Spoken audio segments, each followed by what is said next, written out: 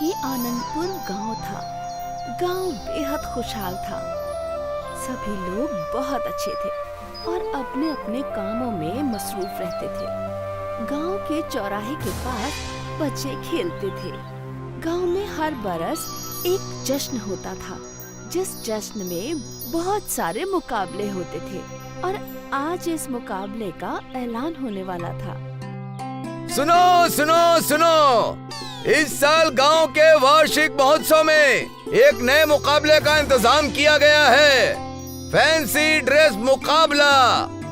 जो जीतेगा उसे चीफ गेस्ट के हाथ से इनाम दिया जाएगा।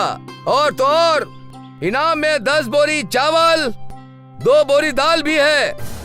आप लोग इस मुकाबले में हिस्सा जरूर कीजिए। फैंसी ड्रेस मुकाबला? वो क्या होता है? इतना भी नहीं पता बेवकूफ। ये वो मुकाबला है जिसमें हमें अलग शक्ल सूरत बनानी होती है। मैं तो शहजादी की शक्ल सूरत बनाऊंगी। हम भी। और तुम भी ना। उससे क्या पूछ रही हो? उसके पास तो ढंग के कपड़े भी नहीं हैं। वो क्या मुकाबले में भाग लेगी? हाँ। मीना ने अपने फटे पुराने लिबास को देखा और उसे शर्मिंदगी महसूस हुई। और तभी मीना ने ऐलान के बारे में सोचा। अगर हम प्रतियोगिता जीत गए तो हमारे घर में कई महीनों का राशन हो जाएगा, लेकिन हमारे पास तो कोई अच्छा लिबास नहीं है। अम्मी से पूछते हैं। मीना दौड़ते हुए घर पहुंची। उसकी माँ अनुराधा एक बेवा थी।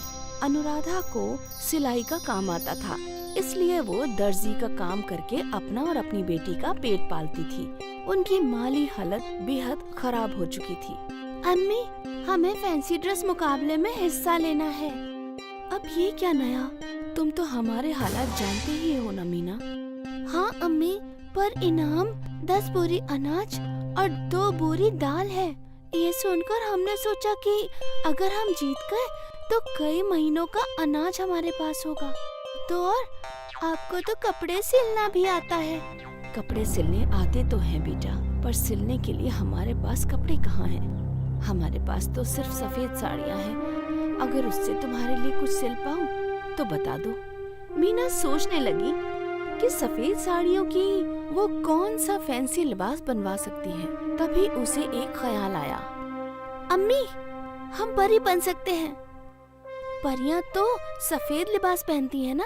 हाँ, लेकिन परियों के ड्रेस पर बहुत सारी सजावट होती है, जैसे मोती, फूल, चमकी। वो सब हम कहाँ से लाएंगे? आप लिबास बनाना शुरू तो कीजिए, हम कुछ न कुछ ढूंढ लेंगे। ठीक है। अगले रोज मीना खेलते खेलते जंगल में चली गई। वो अक्सर जंगलों में जाया करती। उसे तितलियों का पीछा करना और हिरणों के साथ खेलना बेहद पसंद था। और यूं ही वो जंगल के अलग जगह पर चली गई। ये कौन सी जगह है? हम पहले तो कभी यहाँ नहीं आए। उस जगह बहुत सारे रंग बिरंगे फूल थे और बीच में एक बड़ा सा पेड़ भी था। वाह, ये कितना खूबसूरत है। काश हम इन्हें अपने लिबास पर लगा पाते। तभी अचानक वो दरख्त बोलने लगा। बिल्कुल लगा सकती हो। ये कौन बोला? इधर देखो, इधर मैं हूँ।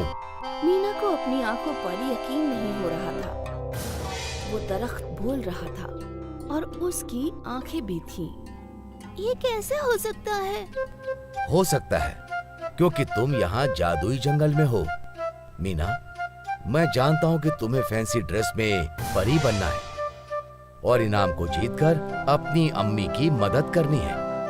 तुम बोल सकते हो?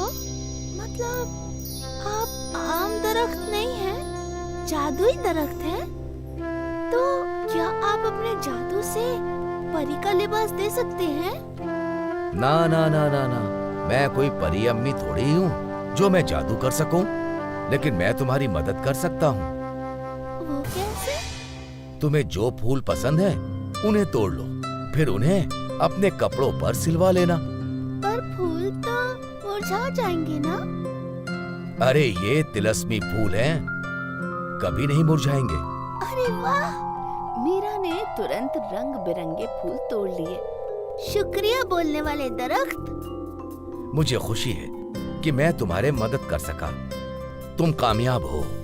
वो सारे फूल लेकर मीना घर गई। देखो मीना, तुम्हारा लिबास तैयार है। वाह, हम सजावट के लिए फूल भी ले आए हैं।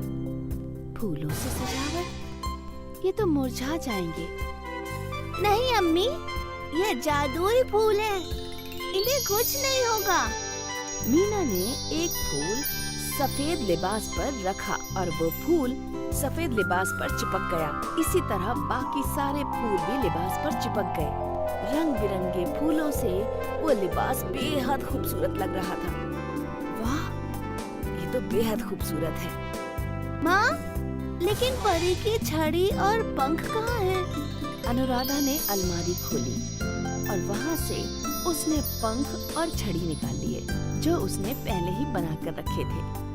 शाम को गांव के मैदान में स्टेज लगा था। गांव के सारे बच्चे अलग अलग शक्ल सूरत में थे।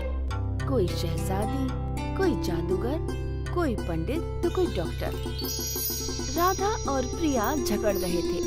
तभी मीना अपना सुंदर सा लिबास पहनकर वहाँ पहुँची। उसे देखकर सभी दंग रह गए। मुकाबला शुरू हुआ। सभी बच्चे स्टेज पर आकर चलने लगे और जजेस उन्हें नंबर देने लगे। उन्होंने मीना को धक्का मारकर उसे गिराना चाहा। वो गिरने ही वाली थी कि अचानक वो हवा में अटक गई और सबके सामने असली परी आ गई। परी ने अपने जादू से मीना को हवा में उड़ा दिया।